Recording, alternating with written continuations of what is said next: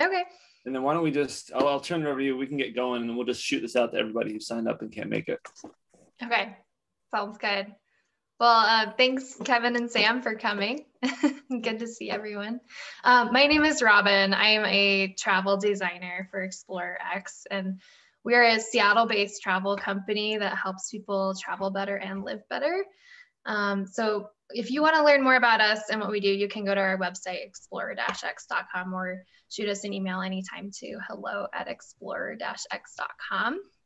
But for now, I just want to get right into the reason that you guys came to learn about our very unique Amazon Awakenings journey that we have tentatively scheduled for August 28th to September 8th. But just as a note, we are considering bumping the dates a little later in the year. But regardless, we wanted to have just a short 30-minute info session to give you all a feel for what to expect on this trip.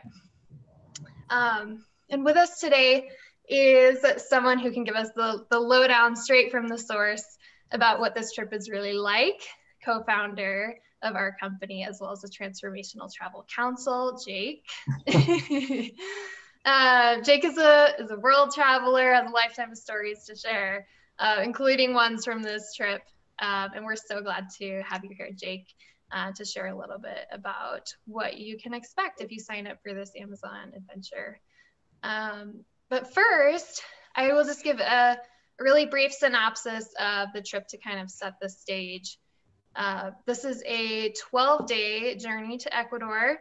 You will arrive and depart from Quito, and then you head out with the group deep into the Amazon jungle, where you'll live with the Kofan tribe. And this is a really, truly unique and immersive experience and immersive access to an indigenous tribe.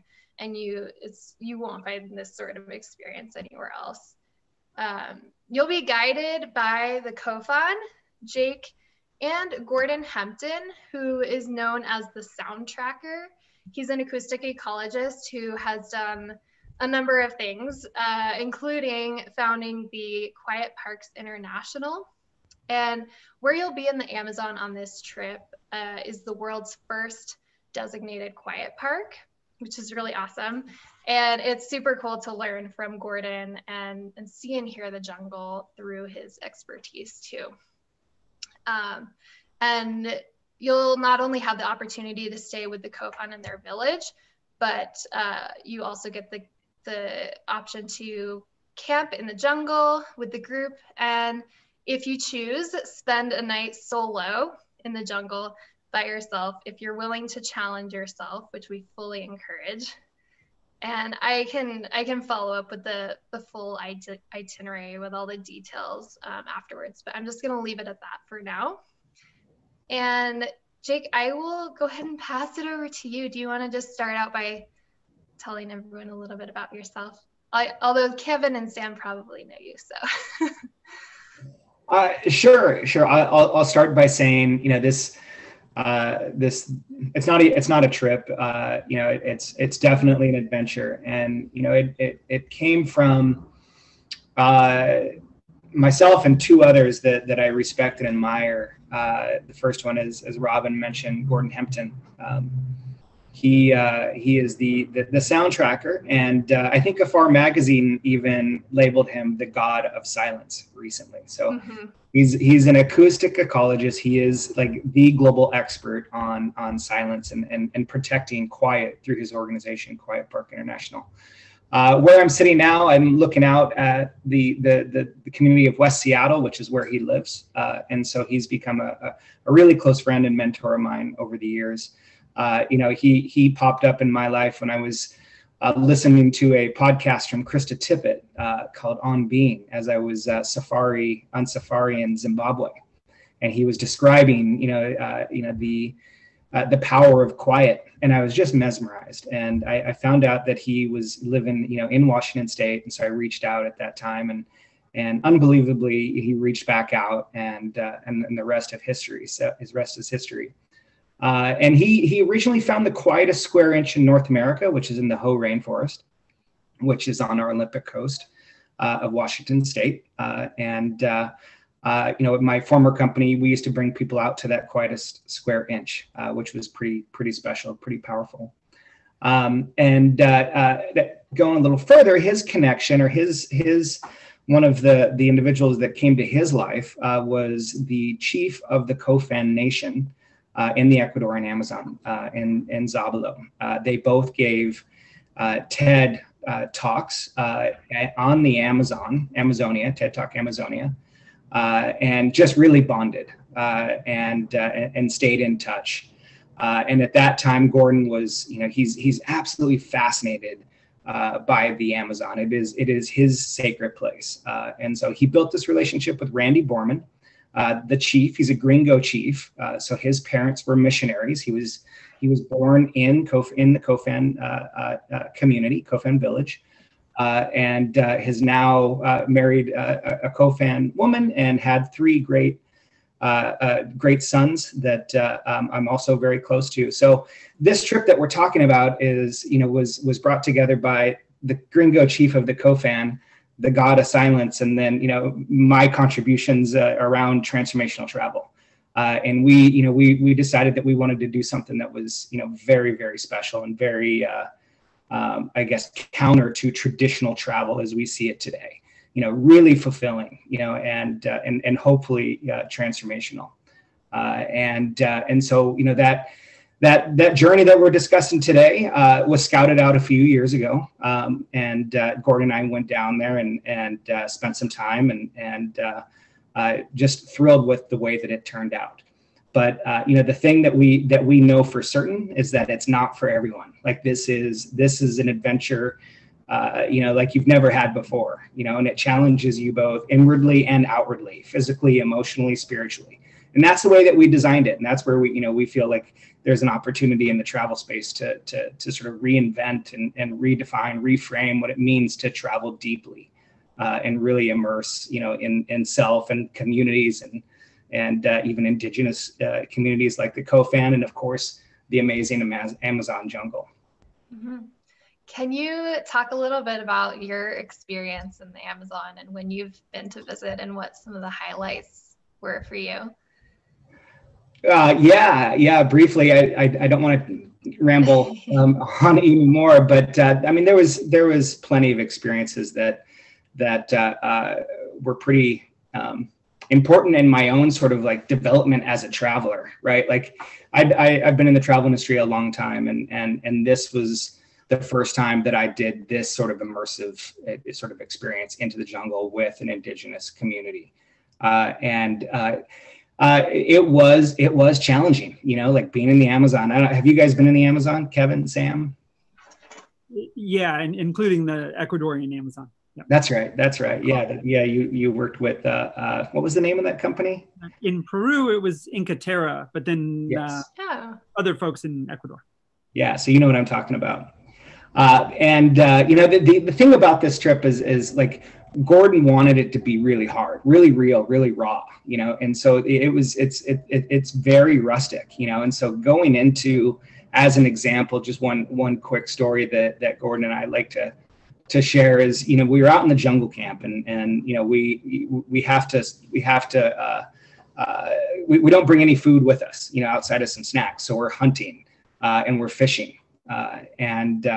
We were there for a few big like thunderstorms coming through, and one day we went out in the canoe and we came in and it was hot and muggy and we were sweating, and so we decided that we were going to go for a little nighttime bath, and rinse off in the river. And so myself and Gordon and Josh, who's the chief's son, we head over to a little private spot, and we're tiptoeing over there because there's spiders here and snakes over here and this and that. And then so we get into the water, and I climb out on a branch and I'm just sort of dangling in it. And Gordon and I are fully immersed into the water. And we look back at Josh and we said, Josh, are you coming in? And he was like, no, the Kofan, we don't bathe at night in the river. And so Gordon and I looked at each other simultaneously, and I'm like out in it, and so Josh continues on and he says, yeah, these electric eels, they'll come by and they'll zap you, and and they won't necessarily kill you, but you'll go unconscious. You'll fall into the water and drown. And Gordon, we just started to chuckle, right? Like we're just sort of made for this moment. Like, oh my gosh, I can't believe this is happening. Adrenaline was pumping, and then so we just decided to sit in that moment for a little longer.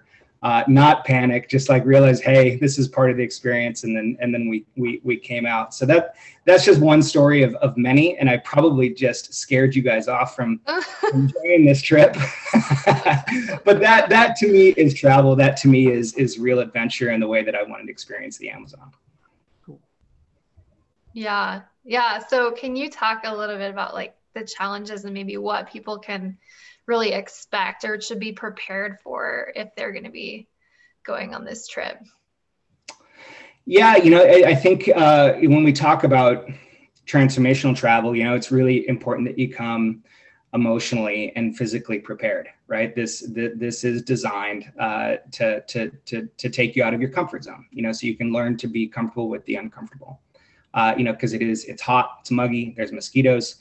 There's all sorts of different, insects and reptiles and fish. Everything is incredibly dangerous, and to be out there with the community, living in the village, and then going out and camping, and then of course the 24-hour solo, this challenges you, and from the inside out, So I think it's really important to prepare for this trip. And maybe some of you guys have done plenty of these trips, and this isn't intimidating at all.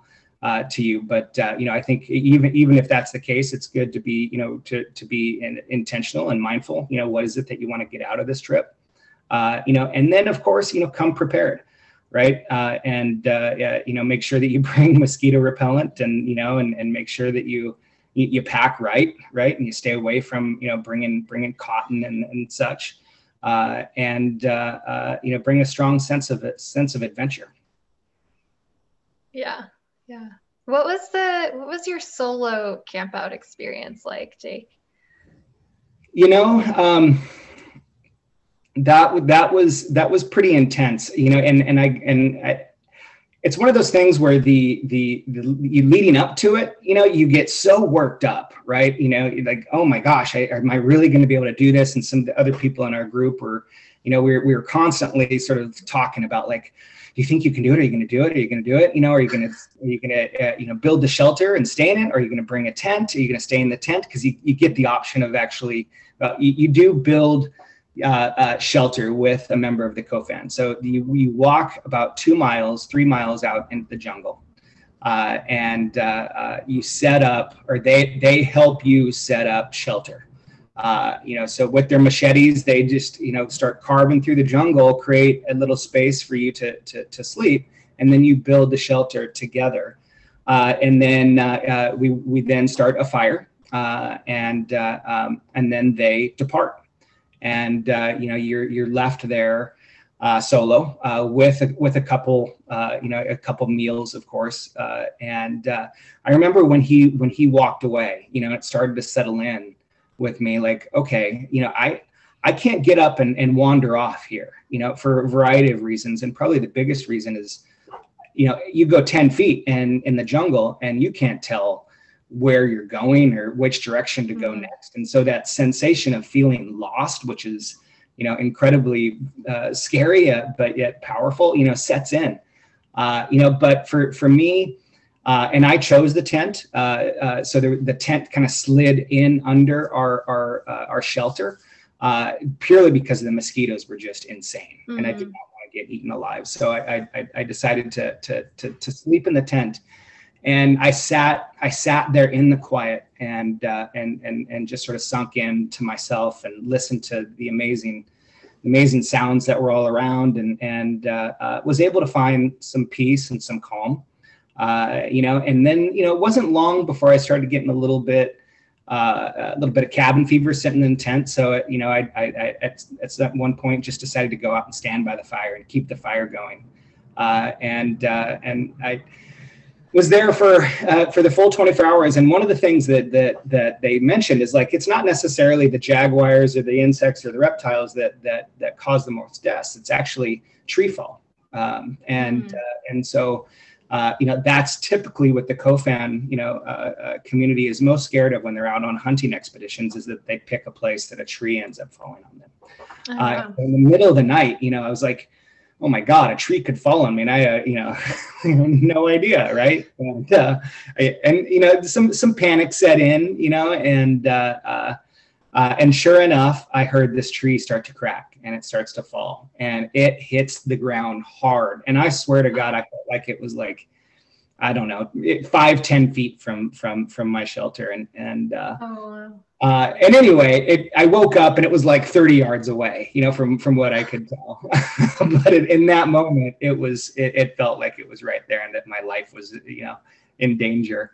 The 24-hour solo was a challenge, but it was also one of the most important things I've ever done in my life. It was very special. And, and another piece of that is, Gordon, the whole idea is listening to quiet out there. So Gordon gets you really tuned in to the sounds of nature and to quiet, to a point where it's obsessive. He trains the ear to listen the way that our ancestors listened, when they were in these scenarios, when they're out hunting and gathering and moving through these places, and how important sound is to survival.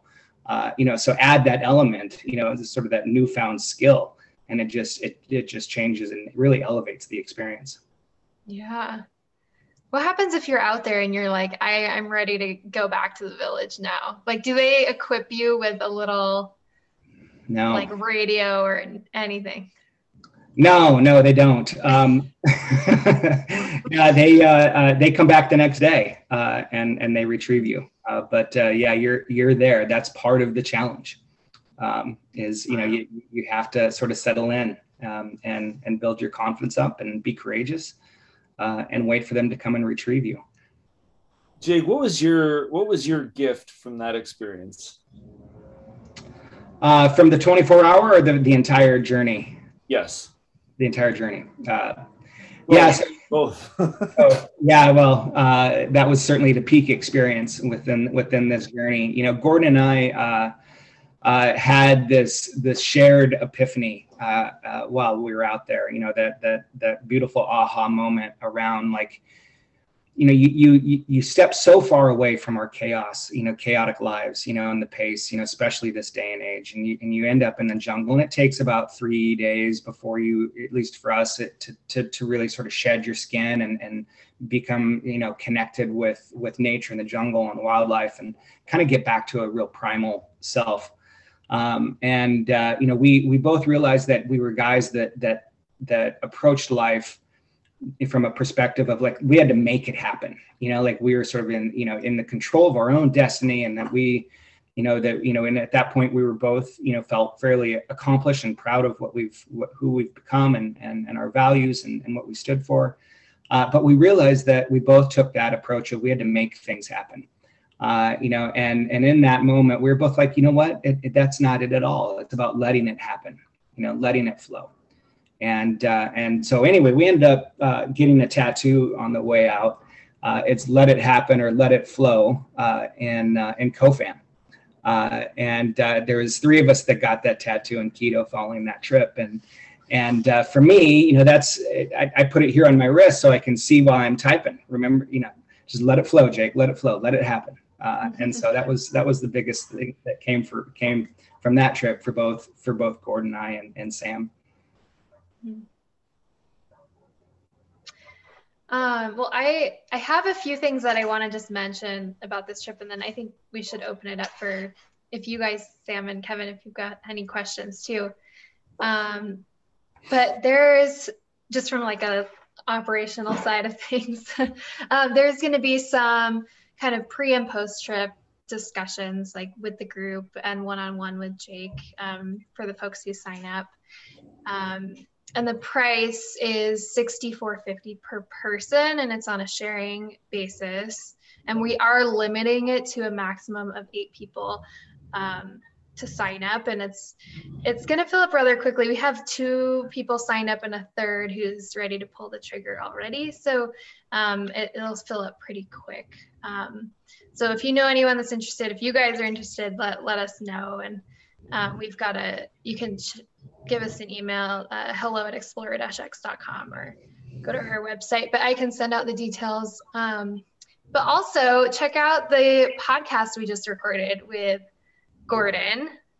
Jake and I recorded this just a few weeks ago, and it's you can find it on our Wisdom and Wanderlust page on all major platforms. And I can include a link to that as well, but he goes into all sorts of details on this trip on that podcast as well. But yeah, what questions do you guys have for Jake or for us? I'm curious to know, when one is not on the 24-hour solo challenge, what are the accommodations then like, and also the food? And that if someone is excited about this concept and this possibility, but is concerned that, oh man, they might get sick, they might have some intestinal bug, and have a whole number of days just dealing with that, can you then comment on what things are like and how you would manage that risk? Yeah. So just to give you some idea, we're, I think it's about an 8-hour drive from Quito over the mountain, and Quito is obviously, where the hospitals are, and then you get into canoe, and you probably go another 3 or 4 hours in a high-speed canoe to reach Zabalo. The accommodations out there are these really cool platform huts. They're very basic, but they've got toilets and a shower, and then bunk style beds kind of throughout these cabins or huts. And they all have their own mosquito nets around them, and so. And then showers on the outside. So they've got another area where there's showers. And then and within this little area where the huts are is the dining area, and where the Kofan also hold their celebrations. And the food was great. I didn't get sick. But it's very local. They do, I think on our first trip or our second trip, Michael, we had to accommodate to some food restrictions. That pushed them a little bit, but we were able to do it. And then they also bring in bottled water, so that's accessible for you the entire time. It's not small plastic bottles, but the big jugs where you can go fill up your water bottle. So I felt like the food was great. I never felt hungry. The water was good. The only time that it was can be a little bit challenging is when you go out to do the jungle camp. That is, that's different. You're sleeping in a tent, and we are living off the land, and you bring some snacks and this and that. So, and of course we're loaded up on water at that point too. But it's important to be prepared with some extra food, some trail bars, protein bars, that sort of thing, to bring out there just in case you don't like the taste of piranha. Did you like the taste of piranha? Yeah, it was actually pretty good. Yeah, and it was one of those. We had piranha eyeballs as well, which was a little bit of a challenge. I heard there's a little bite to it. Yeah, a little bit. Once you get past the factor of not really knowing what you're going to be having, that obviously they live on it, so it's not like you're not going to be able to be sustained and such. The overall timeline return to Quito as far as a planning schedule? You want to answer that, Robin? Oh, yeah. So like Jake was saying, it's like way out there. So on the way back, so on the way there, you kind of split it up and you stay in this town Reventador on the way out there. So it breaks up the travel a little bit. But on the way back, you kind of do it all in one day. You break it up on the way back too. The first time we didn't. Yeah. Oh, okay. Yeah. But for this one, we're going to break it up on both ends. So it won't be a huge. And it's 11 nights total, right, Robin? Is that right? Was it 11 nights total? Yeah. So we have it currently for August 28th to September 8th. So 12 days, 11 nights. Are we bookending in Quito? Bookending in Quito. Yeah. So on the way back, you have one night in Quito and some time to explore and, have a one last dinner with the group. And we do bring ritual to this, so there is, we hope to have the group really connected and starting to get to know each other before we even land. And so we'll bring, some ritual and ceremony to the entire trip, and I'll be facilitating some conversations that'll hopefully take us a little bit deeper into the experience that we're having, and and sort of guide us on different reflections, help us be really engaged and present and alive in that moment. And then one other thing that I think is important, obviously lots to see in Ecuador, but one of our good friends, Jorge Perez, has a hacienda down in the central Andes, so a little south of Quito, and I will probably be going there to see him and his family post the trip to the end of the Amazon. And of course, you can add on Galapagos. It's an awesome time to go see. Get out to the Galapagos. But I know personally, if anyone, if you guys decide to join this, you can join me with Jorge down at Hacienda. What is it? Porvenir. Porvenir, yeah. Yeah.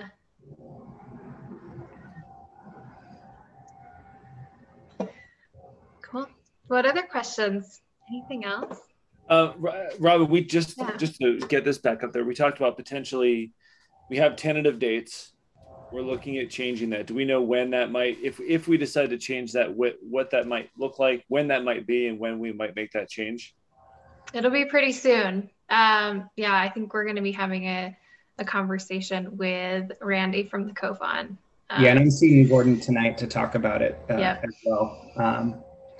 And then there's a chance that Josh might join us as well. Josh is Randy's son, and he now lives up in Washington State as well. And he dropped by the other day and was excited to get back out on this trip with us. At one point, we were in the canoe with Josh, and Josh saw what's the snake? Anaconda. And hanging from these branches over the river, and he was like, let's get close. I'm gonna try to bring it in the boat, And so we pull on up next to the branch, and it's hanging there, and he immediately starts to try to grab it to pull it in. He grew up, looking for opportunities like this to wrestle them, and then unfortunately, fortunately, it dropped into the river. But I've got that on video. I share that with you guys. Oh my gosh. But if this is it, if this calls to you, let us know. If you want to bring, if you know anybody, or you want to bring a friend, this is designed for, obviously not designed for everyone. But that's going to be special, and getting the chance to listen to listen with Gordon. Like, he brings all his equipment, and he wakes up at 5:30 in the morning or 4:30 in the morning. He sets up his equipment, and he invites each of the guests to come over and listen to the dawn orchestra with him. It's one of the most amazing things that you'll ever experience. I mean, you put on the headphones, and this thing allows you to listen, for a mile out, right? And you hear every from the tiniest splashes of insects landing on the river to, insects flying by your ear, and it sounds like a helicopter. Right. And, hearing the leaves and the wind move through the jungle and the water dripping, absolutely intense. If everyone could experience that in their life, like, we'd be a happier species. Like, to feel so connected to nature at that level is a gift of a lifetime. Yeah.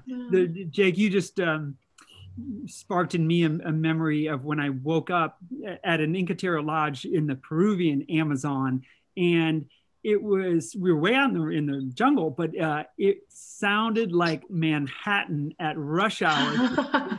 so loud, so incredibly loud. And yet none of the noise was being made by human beings. It was all other species of life.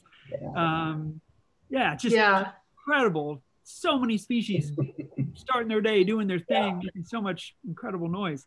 Could you take just a minute and elaborate on what the days and nights will be like in the jungle? And that I've got the picture that, sometime we'll be spent in the drive in the boat to get there and to get back. Sometime will be spent in the 24-hour solo challenge if you choose.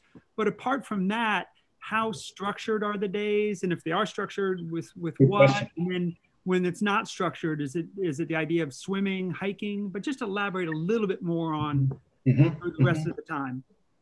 Yeah, so and Robin, correct me if I'm wrong, because I don't have the itinerary in front of me. I know we spoke a little bit, but there's the night in Quito, the night in Reventador, out to the jungle.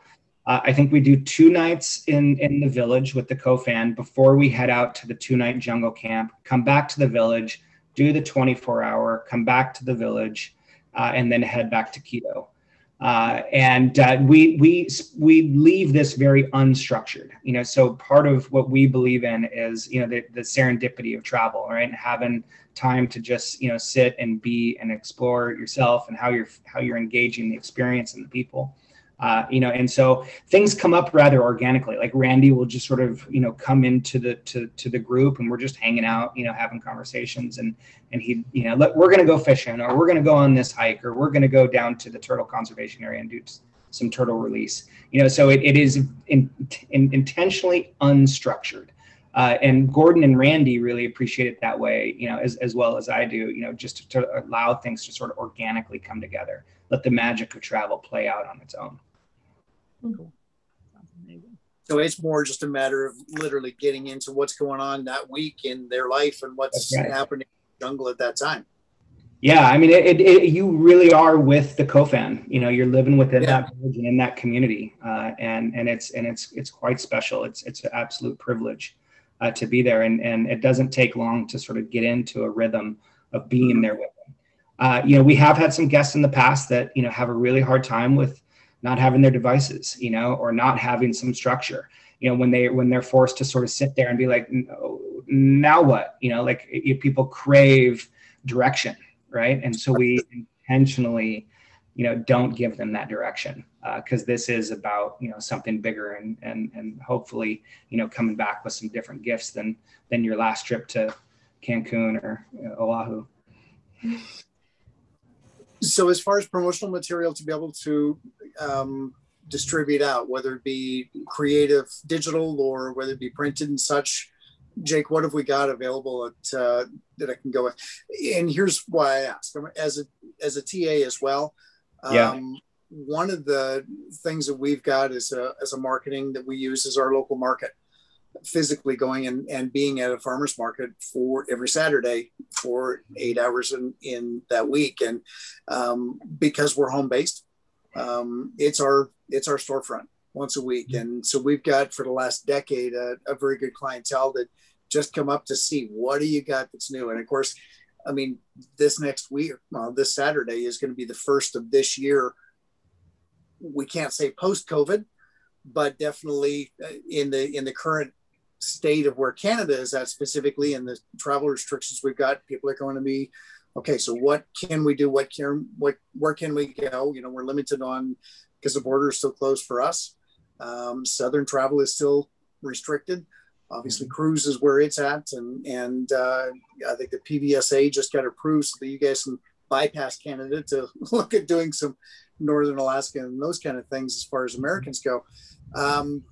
Just for us to be able to have some information and distribute that out would be key. So if it's website based, just throw me the info and I can grab it from there. Yeah, we can certainly do that. We've got some good video footage as well, some YouTube videos that you could share. And I think that our team would be happy to customize like a deck, or a one-pager for you to distribute. I mean, it'd be fantastic to get this out to your network, and at the same time, if you could help us, screen some of these individuals out, make sure that they're ready for this type of adventure, and I fully expect, Kevin, that you'll be joining them.